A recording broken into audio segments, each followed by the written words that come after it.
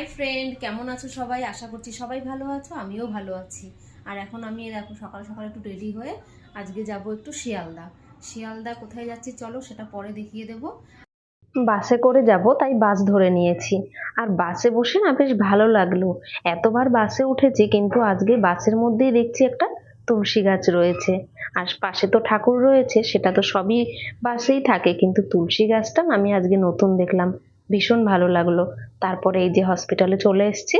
আর এখানে প্রচুর ভিড় ছিল, কারণ সপ্তাহের প্রথম তো ভালোই ভিড় ছিল। তো আমরা এখানে আমাদের যে কাজের জন্য এসেছি, তো কাগজটা জমা দিয়ে আমরা এখানে বসে রয়েছি। আরো অনেক লোক ছিল। চেক আপ করা হয়ে গেছে, তারপরে আমরা বাড়ির দিকে চলে এসেছি।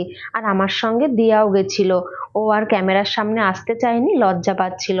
আর এই যে বাড়ির দিকে যাওয়ার পথেই রাস্তার পাশে না এই ফুল গাছটা ছিল। গাছটা ছিল বেশ বড়, উপর থেকে আর পারতে পারিনি, নিচেই অনেক ফুল পড়েছিল। সেখান থেকেই কয়েকটা ফুল নিয়েছে।